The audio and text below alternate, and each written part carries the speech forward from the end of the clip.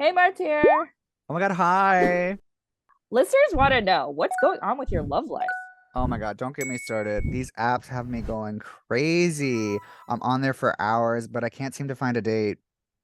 Have you heard of Motto? Motto is the new no nonsense hookup app for gay and queer people. Hookup apps have become a staple in queer culture, but they also come with the bullshit.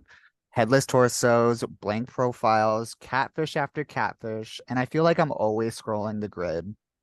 Well, on Motto, every profile is verified by a real human, and every photo has a face. Ooh, Motto sends you daily matches of people who match your interests and kinks.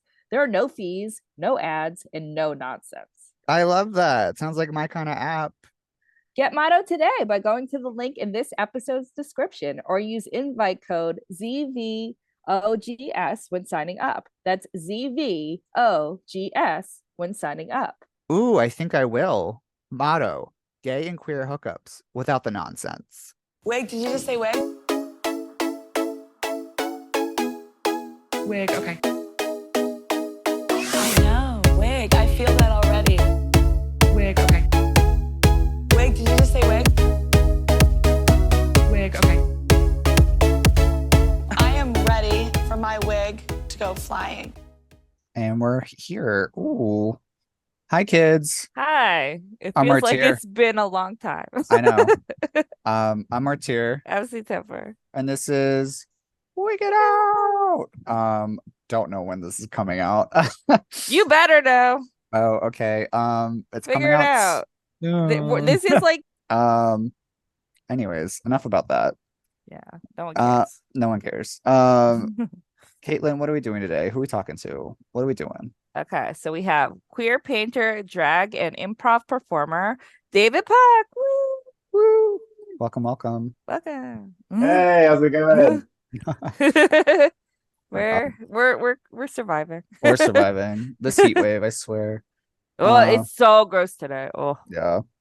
I like completely missed the intro because someone started calling me and I've now put my phone on Do Not Disturb. So I just heard the very end, but I'm going to assume that you said really lovely, nice things about We me on the did, intro. we we did. said horrible things, but you will only know once the episode airs. Yep. So Oh, excited. That's more motivation for you to edit it and get it out there then. Oh yes, absolutely.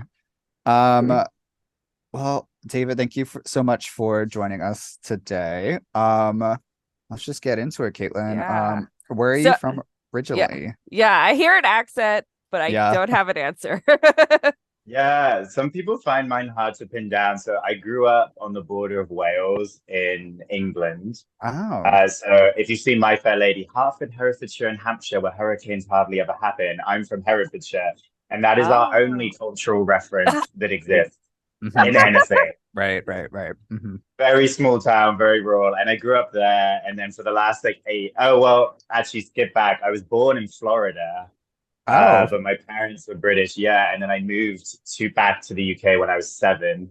And then for the last like 8 years as an adult, I've kind of been like living all over, including and a lot in America. And like now I'm in New York. So I feel like it's a fusion of like childhood American with English, with gay, with like a little bit of Spanish, and it's all just kind of like created a very strange voice. where in Florida? Boca Raton. Okay. I'll be Mhm. there Yeah. very in next Which month. for anyone who doesn't speak Spanish, it means rat's mouth, which Mhm. like I never realized growing up. And then I learned Spanish and I was like, oh my God, the rat's mouth. That's like the ugliest name for a town that you could I mean, it's Florida. Is there I anything pretty mean, there? the malls. The malls? What? Yeah, Boca Raton has like nice malls. Oh, okay. Work, I guess. Well, I found out recently that Ariana Grande went to Yeah, my she's elementary from there. school. Yeah, we went to the same elementary school. So me and my siblings were like looking back at our like yearbook, looking for like a little girl with a ponytail, but we couldn't find any. No, that's when she was still Italian. She had like curly hair when she was little. Oh my God. Yeah. I think she's about the same age as me as well. So if we had stayed in Florida and not moved back to England, I might have been Ariana Grande's best friend. The Ugh. lives that could have been Oh my led. God. Oh man. An altar. Yeah, no. Shit happens. Alternate Well, universe. I know. I'm happy for that David Park, whoever they are. They're having a Yeah. great time. Like we're in this timeline, so whatever. Well, It doesn't sound too bad. I was gonna say this David doesn't sound too bad. So Yeah, I'm having fun. I'm happy. That's all that matters. how did you end up in New York then? So this time around, I moved here for theatre, and I have an American passport from being born here, so it's very easy for me to move here, which is not the case for like anyone else. Yeah. I like literally just had a friend from Switzerland have to leave because her visa ran out, and it was very sad. Who is also an amazing performer. So yeah, I came for theatre. I was wanting to move again to a city that had like a really big scene, like a big improv scene, drag scene, big art scene in general. And I did not want to live in London, so New York was like the other choice. Yeah. Why New York over London? I feel like they have a good scene too. So London, I'm now gonna like have everyone in the UK hate me, but my thing with the UK, like from growing up there, and like maybe it's like my Americanness coming out, like whatever was instilled in me as a child, but I find it like really dour. Like people are very like low energy. They love to complain. They're very like there's a lot of gatekeeping. So literally like stuff happens. It's kind of I guess it's kind of stereotyped as well. Like it's the whole American entrepreneurial spirit. Like let's get things going. Yeah. But like it's so much easier to get stuff going and to like do shit here. I find than it is in the UK. Whether that is for any type of art, whether that's drag or painting or anything. And so I just find like energetically I vibe with that aspect of America more. And also like, you know, when you grow up somewhere, it's not as interesting. It's like you want to like explore. Yeah, it's more fun. Yeah, why not? Especially since you got the citizenship. Yeah. Exactly. So I have to pay double taxes, so I might as well use it. Oh no. Yeah, but do you get the free healthcare though? How does that even work? You know, I don't even know at this point. It's so complicated. I don't want to talk about it. I shouldn't have brought it up. That was a bad joke. Moving on. So this section we're going to talk a lot about your paintings. So how did you get into painting and like visual art? Because the big thing I've been doing for the last like 6 years, like my big kind of art form has been painting murals and like canvas gallery paintings. And I paint a lot of drag artists. I like collaborate with a lot of drag artists because I love drag and queer people in general. Exploring a lot of mental health as well. There's like big things that I like to look at in painting. And I started because that was something I did since I was a child. I didn't do theatre as a child and obviously didn't do drag. Although there are drag children now, so I guess that is something that people are doing from childhood now. Yeah, we know. Yeah. But anyway, but I didn't even do theatre. But painting was always like something I was good at that was like a very calming activity, like even since I was super young. And so it's kind of a safe place for me. Like I spent a lot of my time in school in the art rooms. I think like for a lot of kids in high school, at least in the UK, like if you're like weird and alternative and queer, like you end up in the art rooms and like the art teachers are nice to you. So like that was me. And like I had a fine time outside of that too, but it's just I preferred being there than anywhere else. And then I took like a long detour and did other things because of like various life pressures, which we could go into if we wanted to. But then I came back to painting when I was like 26. And I just decided like I want to be happy. I want to do something that makes me happy. Like fuck the world.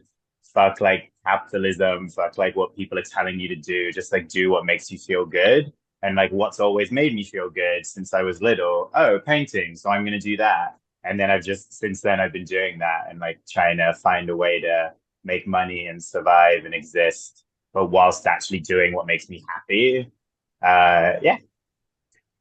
It's such a hard like balance to try to find.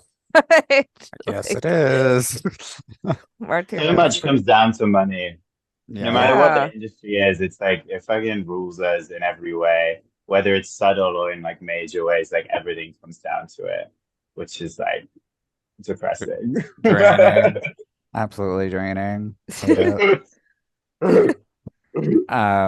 No, I know that life very well right now. Yeah. But Yeah. I'm gonna quote you. Yeah, go ahead. For painting, I've worked with organizations like HBO, Savage Fenty, Hard Rock, Ralph Lauren, the Eurovision Song Contest. That's cool. LA NYC Prize, Faith Evans. What have been your favorite projects with these organizations? Yeah, well, just all of them. Like I listed those ones to you because those are my favorite. Yeah. Okay, Those ones are perfect. fun. But yeah, most of those are with murals. Like some are with like painting, but mostly it's murals and street art. And with that, it tends to be one-off projects. It's not really like design where you get hired multiple times. Like a festival or an event will hire you once, and then maybe they'll do it again, but more likely they'll like want to look for someone else next time. So yeah, it's been one project with each of those rather than repeat. But they've all been great, you know. Like I'm very, like we said it earlier about how money sucks, and like the only reason I've been able to do as much art as I do is because I've been able to do projects like that, where they actually pay you and like they have the money to pay you. So I'm super grateful.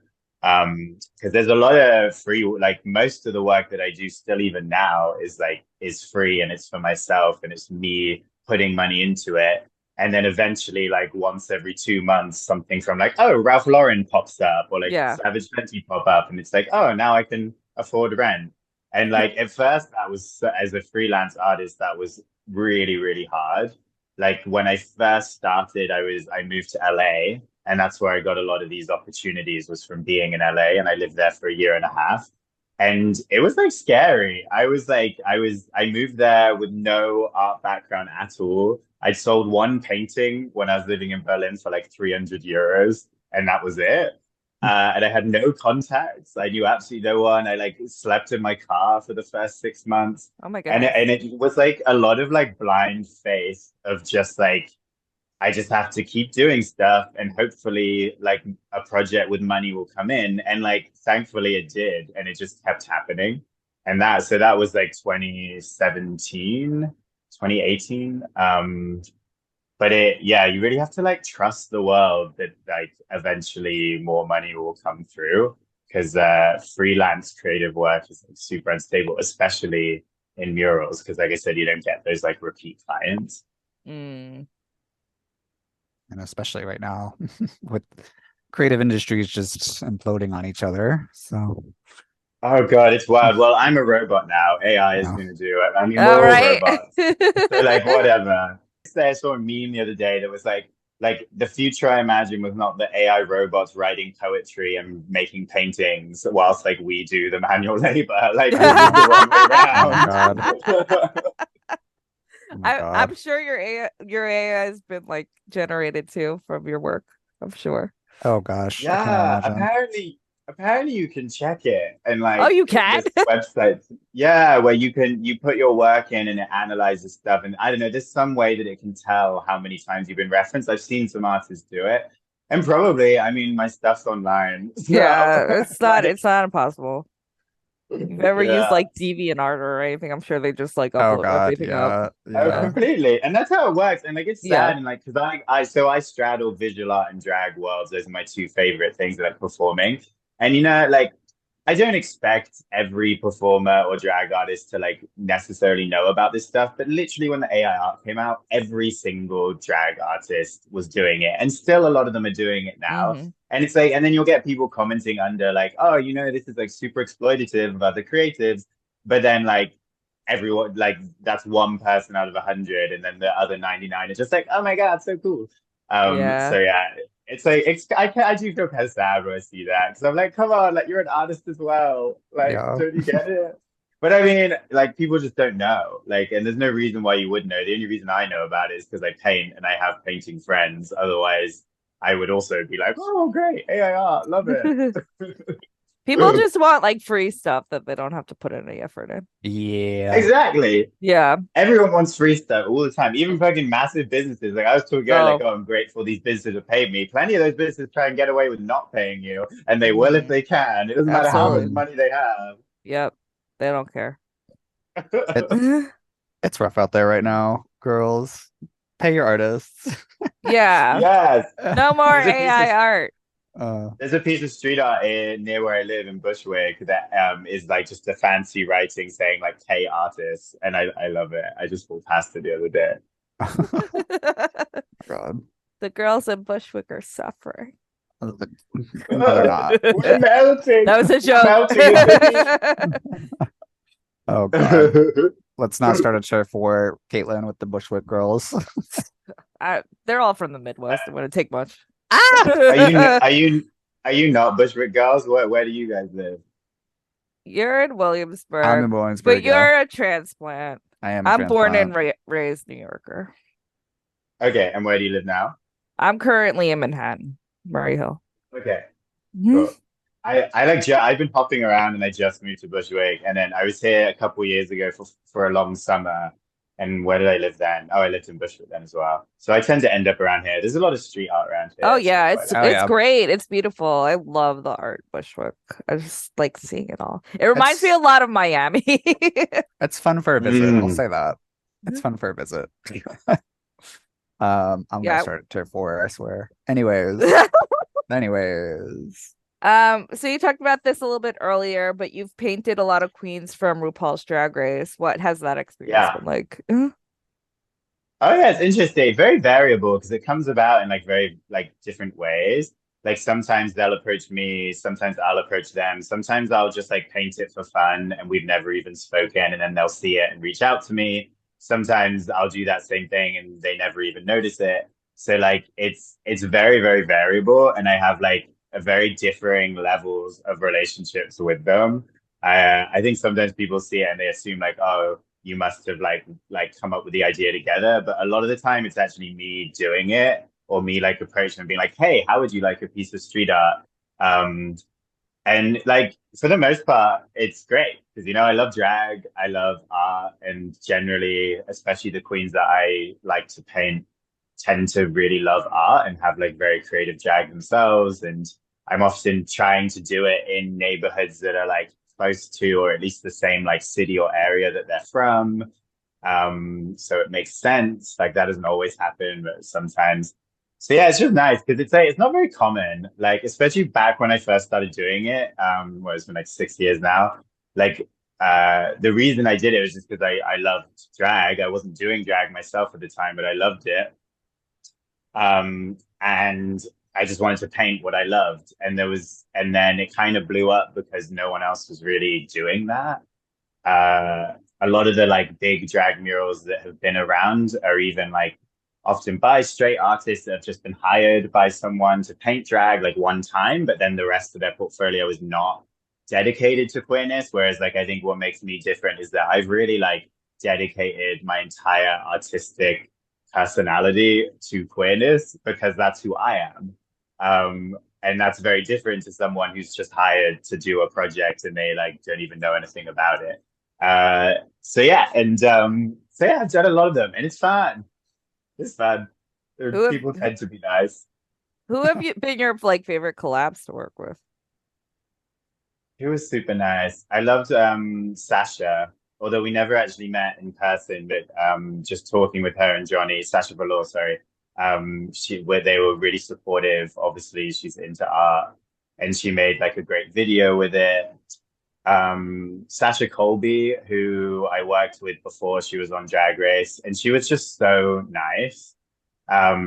She was already a big deal then, even before she was on Drag Race. So you didn't necessarily need to be nice. Not everyone is. But she like we did a photo shoot at one of her gigs, and she invited me to like hang out with her friends and watch the show with them and introduce me to everyone. And that's not very common, you know. And I was very new to LA at that point as well, so it's just nice of her to do. And so it made sense when that was also her storyline, because well, that actually is who she is, even when the cameras aren't rolling. So that was really cool. Yeah, I mean all of them. So many people are nice. Mayhem Miller is like such a babe. Laganja is like amazing, and like I'm so glad that Laganja has like changed her public image over the years, because like she really is such a wonderful and like thoughtful person. And I'm glad that people can like see that now. Yeah. I love it. Um, what I was kind of surprised to see is that Blue Hydrangea did her makeup inspired by your art. Yeah, that was cool, eh? Yeah, that's I so and she didn't cool. and she didn't tell me she was doing it, so it just popped up on my feed, and then she messaged me, and I was like, "Oh my God, this is amazing!" And it's better painted than how I painted it on the wall. I love it. And it was like inspired by, I guess, the Miss Fame mural. Yeah, yeah. I did a piece in London. The figure was based on Miss Fame, and then I did like a Victorian print. Because basically, with my painting style, I just like to mix like something abstract, something that isn't usually seen on people, whether that's like colorful splodges or flowers or prints or like it's all anything really, and then turn that into a face. And I find that transformation just fun to be like, oh, how can I take this abstract thing and then see what it looks like when it becomes a human? So that's like my kind of style philosophy, I guess. And so with this one, it was this like old Victorian print. And yeah, Blue did it. She's really sweet. We haven't met in person, but we've talked online, and she's really nice. It's funny like having online friends. I did not grow up with that because I'm like 31. So I like started using Facebook and MySpace like quite late in my teenage years. So like I didn't have that growing up. So now I'm like, oh, we're like friends, but we've never met. I'm like, okay. We gotta take you to DragCon. Oh my God, yeah. I did go there once. Yeah, I did. Okay, I good. did a booth. Yeah, that was really fun when I was living there. Yeah, DragCon's fun. Yeah, I love DragCon. In LA, not the New York version. New York was horrible. Well, she's not coming back for a reason, girl. Yeah, she's not coming back. I have two questions actually. Okay. First one, I guess, how long do your murals usually stay up? And what's like the process of like, I guess, getting a space for it? Yeah, again, it's so variable, like with how the projects come about, with them funding for it, with like everything, it really varies a lot. So like some of them, they'll stay up forever. Like I have a piece that I actually haven't posted yet. Ooh, but it was with LA Pride, and it's of a load of like local LA queer figures, like people that have like worked in public service or so not like in entertainment. And that is round the corner from like World of Wonder. It's on the Hollywood Walk of Fame area, and that's going to be up until the building gets torn down. Like I think the contract was at least for 30 years. Oh wow. So some of them are like that. Yeah, I know. I was like afraid when I was doing it because I was like, I hope the paint can last this long. I've never to agree. And I was like, well, worst comes to worst, you just come back and repaint just come back. Yeah. But I was honestly stressed out about it. I was like, I don't know if this paint lasts 30 years, but yeah. Only one way to find out. Yeah. Yeah. And then weirdly with that one, actually, my friend Ian painted it because it was during COVID, so I couldn't even go and paint it myself. So shout out to Ian for doing that. Wow, that's crazy. Yeah, that was bizarre. I've had that before. Actually, when I worked with HBO, it was the same thing. It was during COVID, and so they had to hire someone to paint my design. It's just like, yeah, bizarre. But I hope they did a good job. Oh, they did, yeah. Oh, good. He's an amazing tattoo artist as well, so he smashed it. What was your original question? I've like forgotten. I'm sorry. It's like, how long do they last?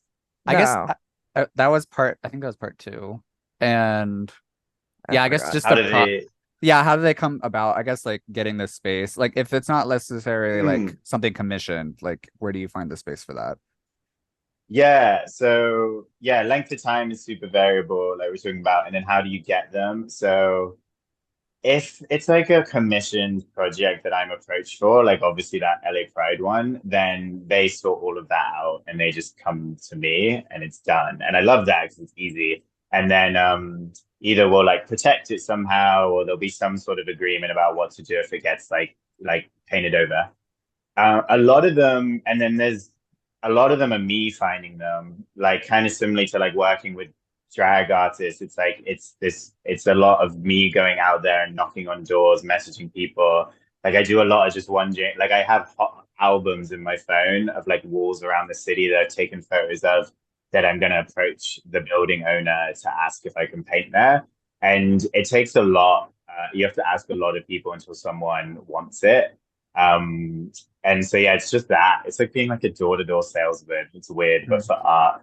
And then recently what I've gotten into is just doing like illegal pieces, which I didn't start out doing.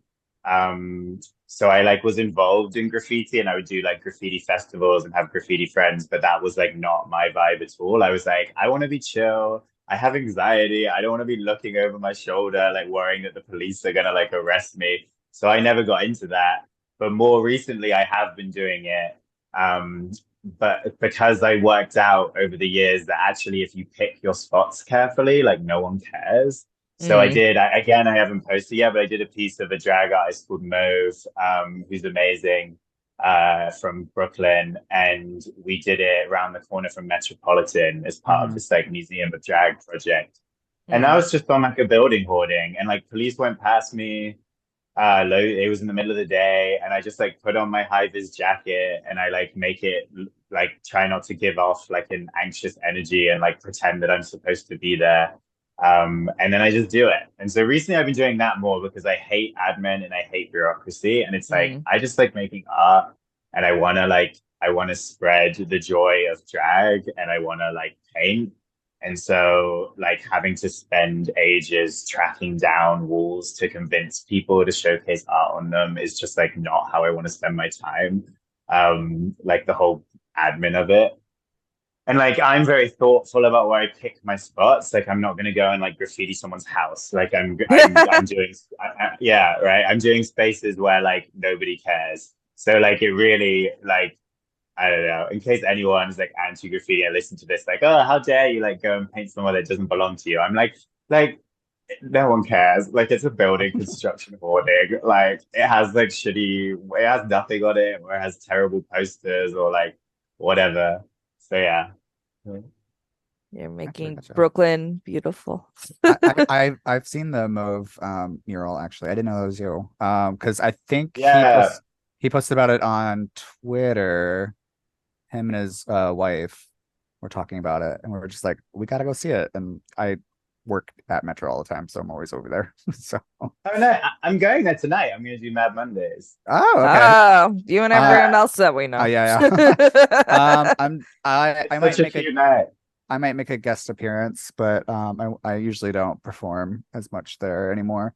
I live down the street. I'm doxing myself right now, but you do not live down the street, by the way. Yeah, I do. You live close by. I'm down the street. It's like literally a straight line, but whatever. A very, very long straight line. Oh, anyways. If I can walk to work, I live down the street. Sorry about you it. also walk to like Manhattan, so that's true. I do that. You said anyway, I don't really long time. Anyways. Yeah, it's funny. Because I painted the one of Mauve. We hadn't met in person yet, and I picked them because they're part of the Museum of Drag project, and they're like drag is cool and like very gender fuck. So we'd only talked online again, and then I was at Mad Mondays a couple weeks ago, and they were there with Evangeline, their partner, and so we met in person. And then Dimitri, who organized Museum of Drag, had told me like, oh, like they sent me a picture that the Mauve painting had been posted over. Ironically, by an art show, but not like an independent art show, like a kind of major art festival, and they'd like just posted and covered the entire thing. No. Yeah, and so me, Mauve, and Evangeline, all in drag at 3 a.m. went out to the posters, and I have videos of it, and we're literally ripping off the posters and unveiling Mauve again. So they've returned, but now they have this little like crown of like art show posters. And it's so funny. So like, we're like drag archaeologists. We're uncovering like the old drag past. Perfect. Oh my god. I love that. Funny. Caitlin, do you want to take a break or do you want to continue with these? I think I could just wrap it up into like one more question. I have one more question, and it doesn't really fit into. I guess my question is for honestly all artists. It's just like, where do you draw inspiration? Like, what other artists are you looking at, and who inspired you to get into this? Mm. God, it's hard to pick out like individual names because I just have like a folder on Instagram where I just have abstract portrait inspiration, and I'm constantly seeing people's work that I just love what they've done. And like I never try and like directly pull from anyone. Like I'm always wanting, if anything, to have like a blended amalgamation of all the different things that I see and then create my own version of it, no matter what art form I'm doing, just because I've always felt a bit uncomfortable with like doing what someone else is doing. I don't know, it feels like too direct, like I haven't come up with it, even though we're all doing the same stuff anyway, because we're all pulling from the same pool of life. So no shade to anyone that does do that. It's like, do your thing. But so yeah, I don't really have like individual people, but just drag has always inspired my painting. And then there's some painters that stick out to me. Just anyone that like does something different and like experimental and like weird inspires me. Yeah. Hey, love that. And on that note, I think we'll take our first little break, and we're gonna get into the drag side of you. Yeah. We'll be right Drag back. is coming. Drag is coming. We'll be right back, kids. Bye. I know. Wig. I feel that already. Wig, okay. Wig, did you just say wig? Wig, okay. I am ready for my wig to go flying. And we're back. We're back. Woo! We're getting from art, we're going into art drag. Can't wait. Art drag. Art drag.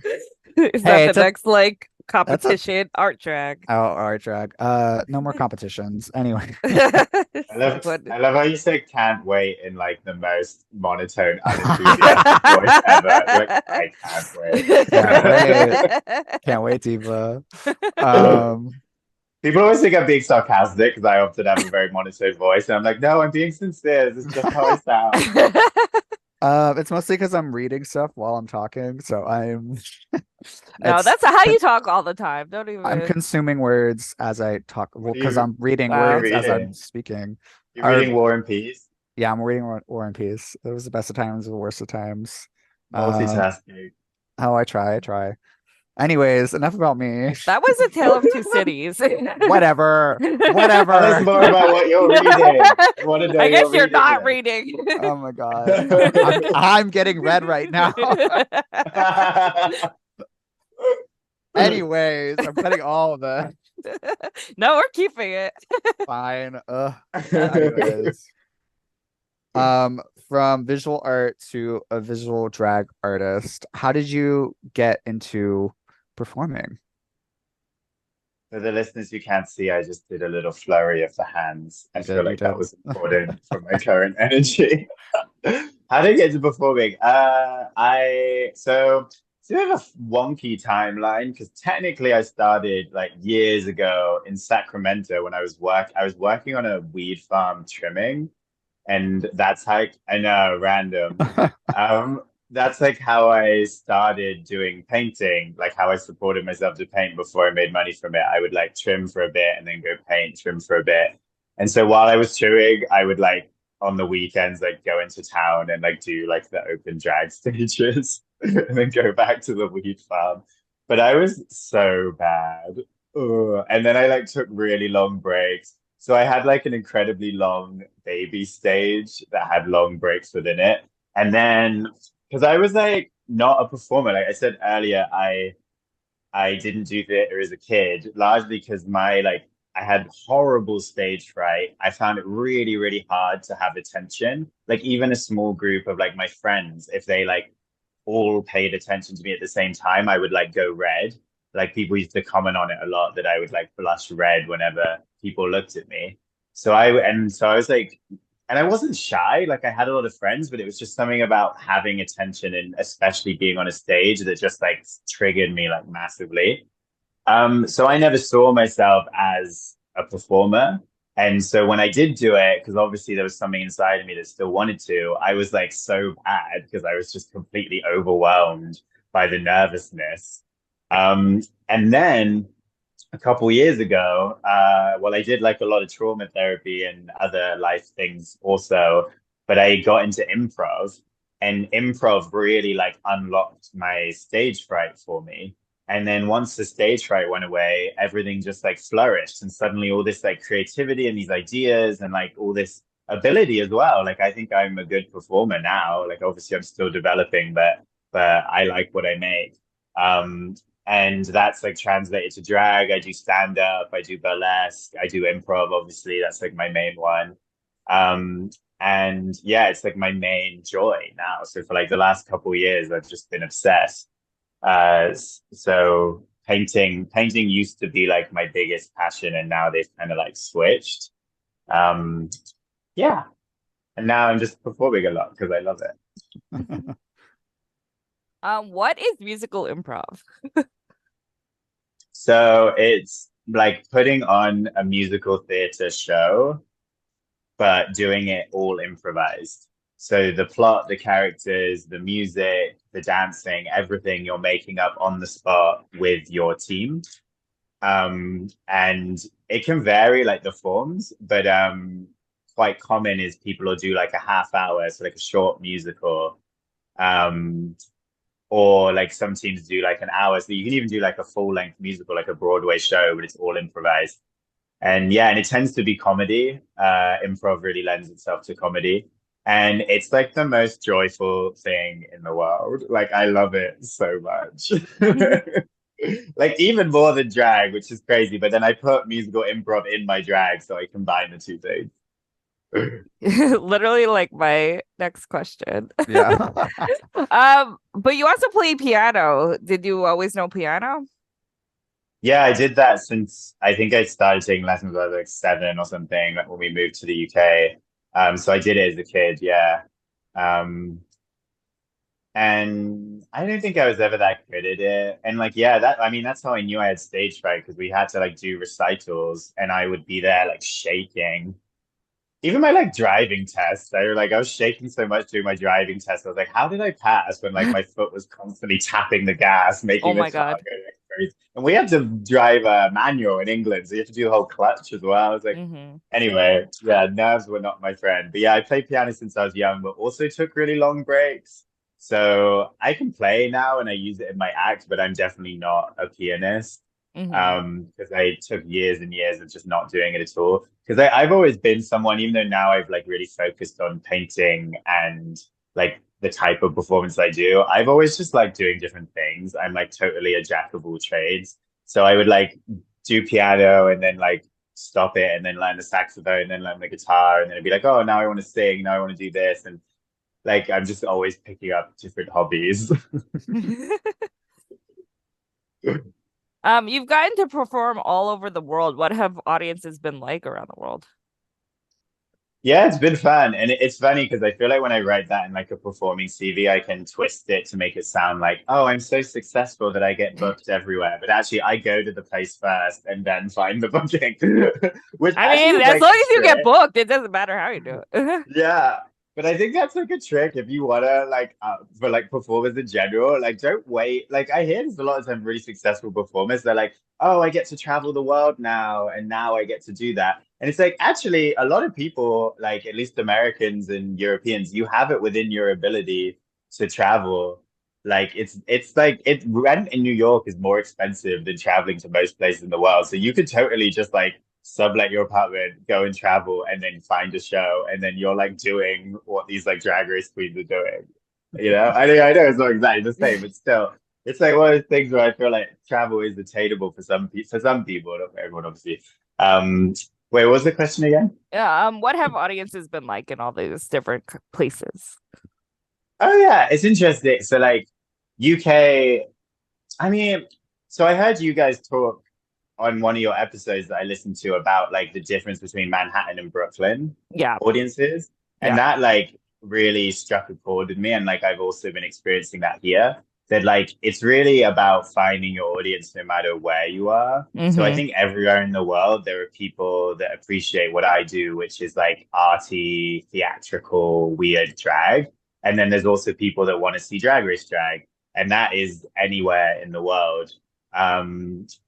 And I think my style really suits the UK because like my humor is very like dry and absurd, and like British people just kind of get that in a way that some other cultures don't. But then again, there's always people that like it. Like I feel like Gen Z Americans are very like British millennials in their sense of humor. I think personally, that's Wow. like my hot take. Yeah, because like it's all like nihilistic, like the world sucks, and like can you even tell that they're joking or not? We don't know. It's like everything's so dry.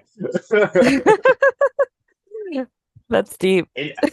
India was an interesting one. I was in India for 6 months and I performed drag there. And that's really interesting because drag, at least where I was in India, obviously it's huge, is like very new. So like my Yes. friend was like one of the people like establishing drag in the area of Goa that we were.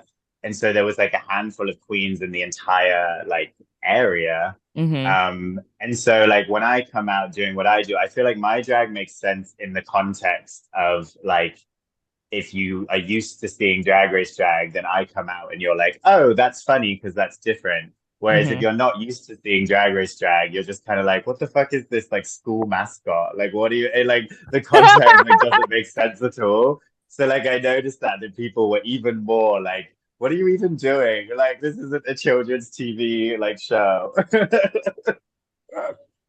I was gonna say like your makeup style of like you have as we're recording you have the masks behind you. It's very different than like most drag I've seen. So Yeah, I'd say so too.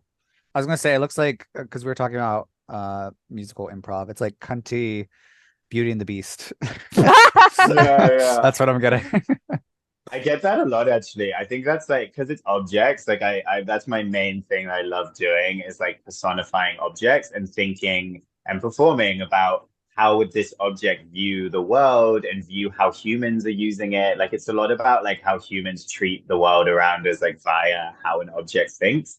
And I just love that. I get a kick out of that. Like even before I started putting in my drag, I love making up songs about like how does a toaster feel? And like and I'll like while I'm washing my dishes, I'll like sing to my sink and be like, thank you, sink, for keeping my dishes clean. Aw. So we're getting a drag interpretation of the Brave Little Toaster scene. Yeah, I was gonna say the Brave Little Toaster. Yeah. But yeah, so that's like been my main, yeah, that's what I like to do. And then like over the years, I've just leaned into it more and more because it's like the thing I enjoy most.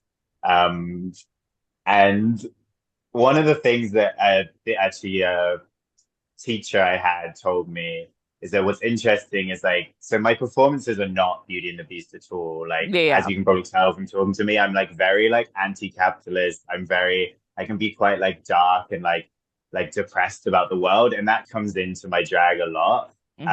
So it can often be like very dark, but because you have this like cartoon fridge singing to you about how capitalism is destroying the world, it like kind of makes it more like palatable. Because and this teacher told me that they were like, you can go really really dark because your aesthetic is so light and like nice, or like childlike.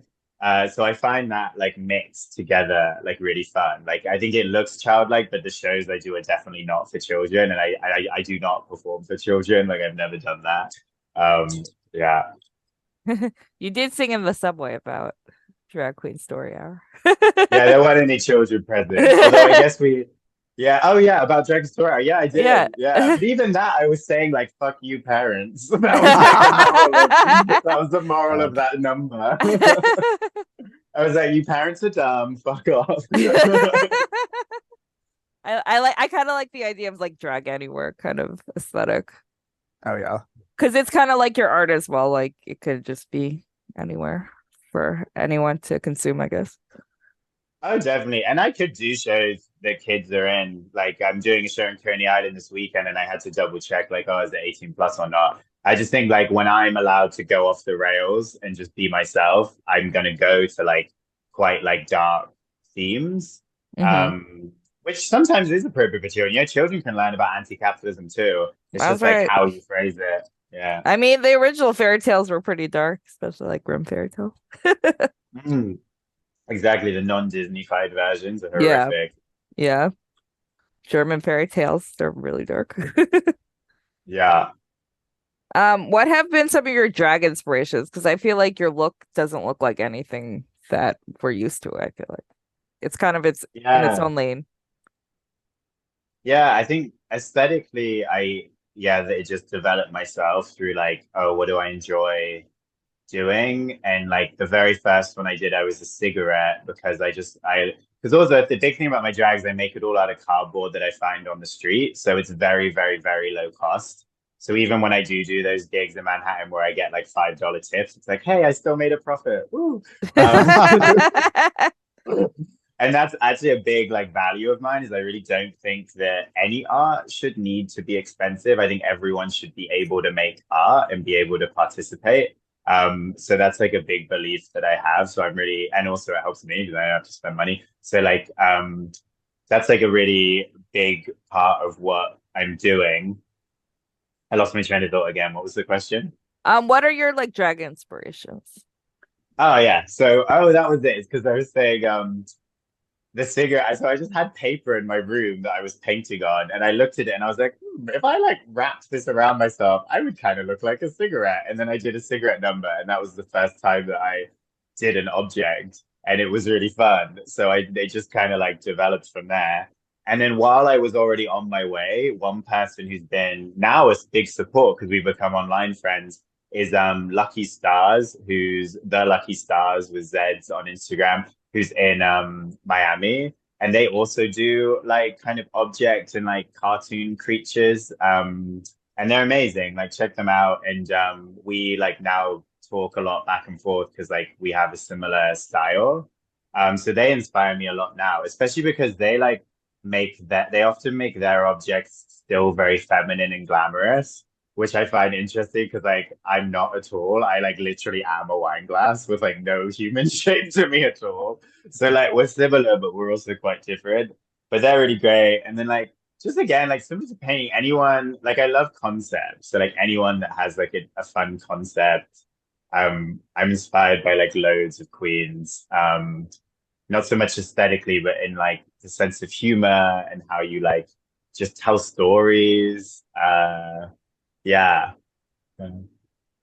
Yeah, I feel like it has a unique perspective that we don't get to see a I was lot gonna of. say I can't really compare it to like any drag I've seen lately, Which is Close- good. which is good.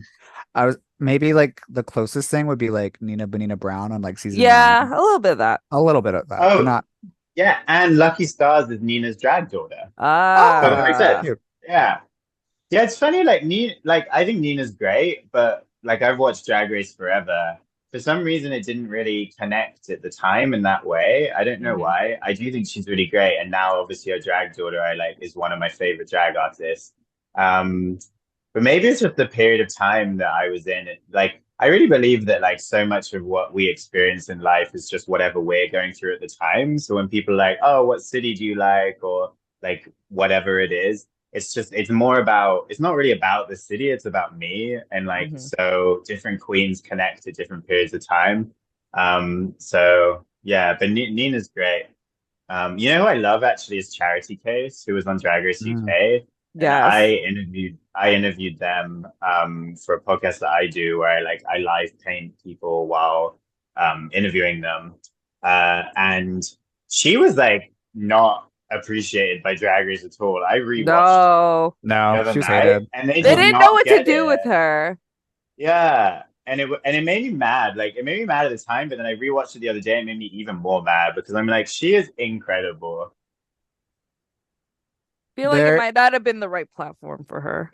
yeah, I was gonna say Drag Race is never gonna appreciate someone with like a very clear Artistic. vision like she does. So there's my hot take. It's not even hot at this point. Yeah. It's not a hot. lukewarm. It's a very cold take. Yeah. But yeah, Um, Cherry Case is amazing. mm, So you have also had Hey Queen ties, just like I have. What's your story? We might have seen each Yeah. other on set, probably. Well, I never went on set because Okay. what I worked with them was I made paintings, digital paintings that were used to introduce the guest. for one of the seasons. Okay. Yeah. So they would like when they introduced the guests to come out, they would like flash up my painting. And then I'm trying to remember who I did now. I know I did Michael Henry, who's like a comedian in LA who's really great. A load of drag people. But yeah, it was like a 1 season thing because I watch Hey Queen and I really like them. So I just messaged them being like, hey, let's work together. I'm glad they got back. Yeah. That's Yeah. really cool. Yeah, it was fun. It was like and that was a while ago. So that was like that was a big thing for me at the time. Yeah. Yeah, I hope they credited you on everything. Yeah, they were really great. They're super nice. I love that. Shout out to Hey Queen. Always. A show that I don't think exists anymore. Yeah, I think well, at least Johnny seems to be focusing more on the go for the gold. Which Well, you can read my interview with Johnny on WERRRK.com. and on that note, let's take our last little break. And we'll be right back, kids. Bye. Wig, okay. I know, wig. I feel that already. Wig, okay. Wig, did you just say wig? Wig, okay. I am ready for my wig to go flying. And we're back. We're back. Ooh. It's our last little segment. Yeah, Favorite segment. we're going to talk about a couple of upcoming projects and then we'll get into our usual. So you wrote and staged an original musical in India, We're All Fucked Up, the object musical with an ensemble of drag characters. And that's coming to New York, apparently. When does that happen? Yeah. But hopefully toward the end of the year. I'm currently talking with the Brooklyn Comedy Collective, which is an amazing like comedy, improv, etc. theater, which is queer run in Brooklyn. It's like near $3 Bill. Everyone in New York, go look at their shows. I'm performing there at a queer variety show like next weekend called Sparkle Hour. But yeah, but they do written full shows as well as improv. So hopefully there. We're still talking about it, but it's definitely going to happen at some point. And yeah, I loved it. I staged it in India and it was very fun. I just basically took a lot of my drag characters and then made a story about mental health and about how different people view the world and about like objectivity, subjectivity idea, and put it into like a dark comedy musical that's very absurd. And it was very fun dressing everyone up as my drag character and having them all like run around. It was great. That's cool. I feel like you should take it like to the Fringe Festival or something. Oh yeah. Edinburgh? The Fringe Festival. Edinburgh Fringe or a different one? I think there's a New York City Fringe, unless I'm losing my mind. Cool. There's a couple, I believe. I know there's the Edinburgh one too. Yeah. Yes. Yeah. No, the New York City one too. Yeah, Fringe Oh, NYC. cool. Because it's Yeah. they kind of just like do like that, like they'll have all different types of like shows and stage shows. I feel like it would fit. nice. I don't know. No, it's a good suggestion. That I definitely want to do more with it.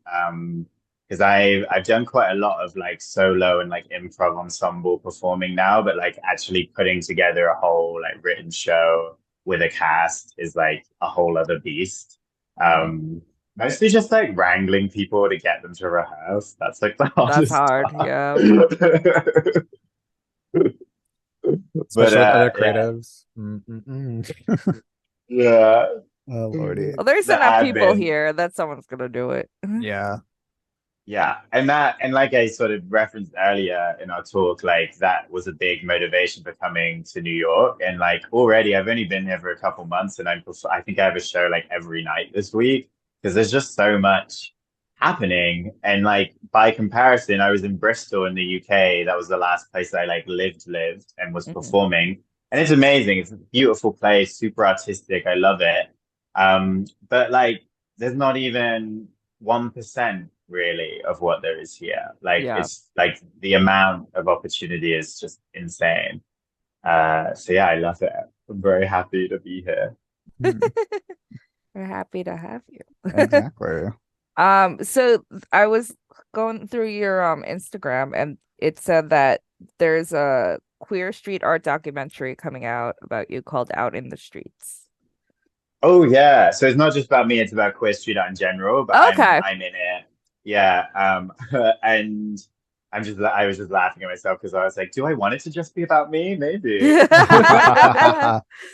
I'm like, why not? Thank you. Thank you for Uh, plugging this because they need the well, they don't need the promo, but it's good for people to know about this project because it's great. Dusty Rebel, who's like a New Yorker, has been running Queer Street Art, a page for a long time where he just documents queer graffiti. And this is like his baby that he's made entirely independently. And it's coming out soon, and I think it's gonna be like big. Like, so I just did a project with Hard Rock where I painted Sasha Colby, and that came about because of this documentary. So there's a lot of things happening ahead of its release, and it's just like cool to document a very like unknown scene, and like Dusty's done it in like a very like real, thoughtful way, and he really cares about queer community. So it's like, yeah, and it's connected me, like the act of being part of this film has connected me with loads of queer street artists. Like I'm going out to San Francisco in October to do a bear festival with one of the artists that's also in the film. Like I know loads of them now. And it's just like a field that like I kind of referenced this talking about why I started painting drag, but like it just was not common at all. Like graffiti and street art was all men and it was all straight men, and it was like mostly like either text graffiti or like pictures of like beautiful looking women, and that's it. And like any other voice just didn't exist, or when it did exist, it got painted over really fast because the straight boys don't want to see that. So like it's just really cool to see like a change in that happening. And like coincidingly also like way more female street artists as well, which is also really necessary. So yeah, it's a very like fun film that should be out soon. Exciting. yeah, that is exciting. Yeah, but I'm not Uh, really doing anything for it. Like they filmed it already. So in terms of like, I guess it is an upcoming project. It's like an upcoming release project. But I'm just sat here and like Dusty's doing all the work. You already did your work. yeah, you got did the work. featured. You're good. You're good. You know what's Um, weird about it is that they filmed it years ago. Like these Mhm. films take so long to make. So Yeah. like when it does finally get released, like all the stuff about me is going to be so out of date. So it's like quite fun. It's like how they released Drag Race like a year after it Yeah, actually yeah. happened. So like they're like, that's not even me anymore. Yeah. It's capturing a moment. Yeah. I guess that's why they call it a documentary. already. Do you want to do this question? Yeah, that's usually my Okay. question. Okay. So we're gonna go back to our usual how we wrap up the show. What is the best advice you'd have for artists starting out? Ooh.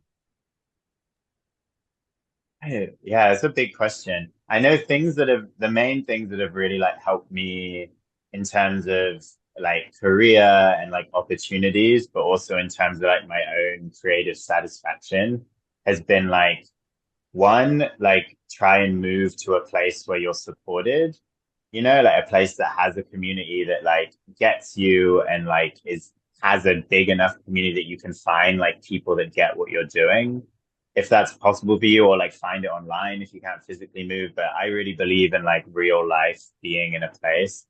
And like me moving to LA was huge for me. And now moving to New York is big. And like every move I've done where I've managed to find that has been so important. And then the other thing is like really hone in on what makes you you, even if at the time it's like seems bad or people don't get it. Like, so I think art is really about like exploring ourselves through exploring the world and creating things. And like the more that we do that, the more it's gonna like create something interesting that might resonate with other people. Because there's so much work out there. So it's like I don't I think it's like really staying true to yourself and exploring what interests you. Um, those are like probably my two big things. Yeah. Perfect. Works for us. Martyr, this is your moment. That's my moment. Let me have it. Mhm. David.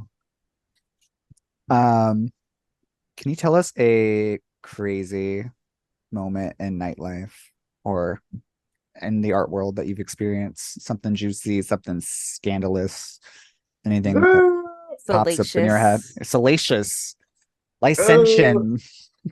Oh god, you even warned me about this question. I forgot that it was coming.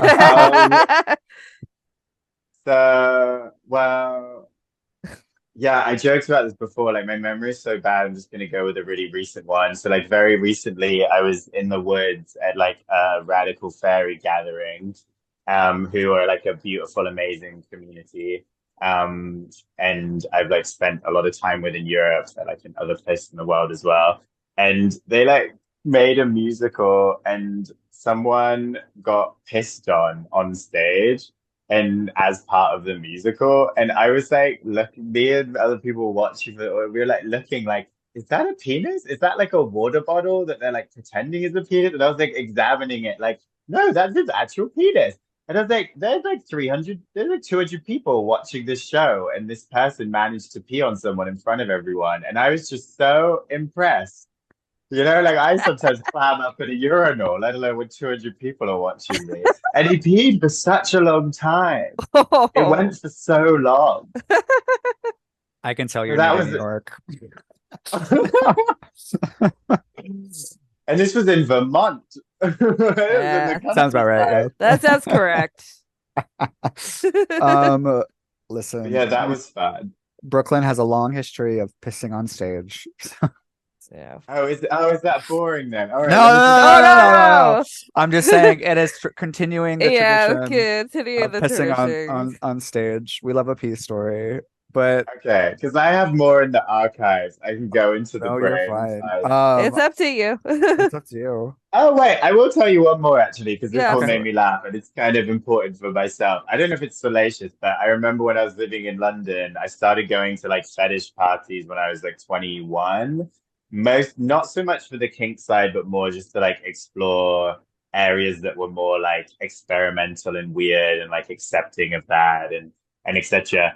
And then I remember going to this night called oh god, I can't remember the name, but I went in drag and we walked in and I was just like, oh, to my friend, like, oh, I just want like more. I want something that's like more intense than this.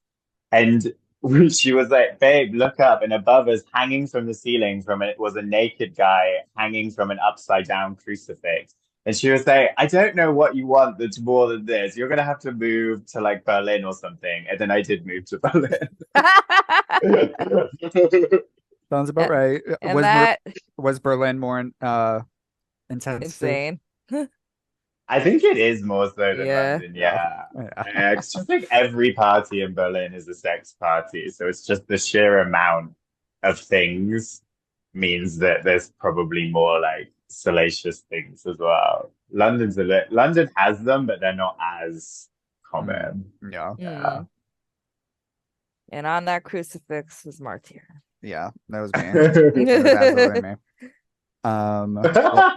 Well, I might be moving to Berlin soon, actually. So. Oh, cute. We'll throw you on one. Yeah, we'll throw me on one. That's how I'm gonna be shipped over. Have you been there before? Because I could introduce you to people and stuff when you do. No, I know drag people there. I haven't been there before. It's also up in the air. It's not confirmed right now, but well, let me know if you do. I'll put you in touch with some nice weirdos. I appreciate that. Yeah, we can talk off air. No, the listeners need to hear this. Yeah, who is it? Doc Sing. Where are you gonna live in Berlin? I haven't figured anything out. Caitlin, do you want to do the next question? Yeah. Do you have any other future projects to promote? Yeah, I have. So Instagram at David Puck Drag. I put all my shows on there. So I have a lot of drag shows and like burlesque comedy, improv shows coming up. So any of those, it's hard to get an audience in New York. You know, there's like so much happening all the time. So if anything that I do resonates, come along to a show and we can say hi, because there'll probably only be like 10 people in the audience. So it's very easy to say hi also. True. Been there. Yeah, right. Yeah, I don't want to like highlight any one specific one. Just like, yeah, if people look, there's like I have loads of shows coming up. So yeah, come and be silly with us. And on that note, where do you want to take your art and your drag in the future? I feel like I'm always trying new things. So like the other day I was dressed as like a wine glass and I did an original electronic song about like being thrown in someone's face. And that like opened up this like pop star energy in me where I was like, I am Taylor Swift, but I'm a wine glass. So then I was like, the idea of actually creating more original music, because I improvise music, but I don't like write and record it. So I think that could be really fun. Like continuing down that realm. And obviously like the musical that I'm staging, currently it's a half-hour musical. So expanding that and doing like full shows is definitely something. Like I started writing other pieces as well. And really like in improv, like expanding what is possible within improv. Like I love interactive, immersive things and experimental things. So I really see like the more that I do there, the more I can like play with the form and like try and move beyond what is like typical from a show and just like see how weird we can get. So all of that is kind of like what I want to do within art, like in terms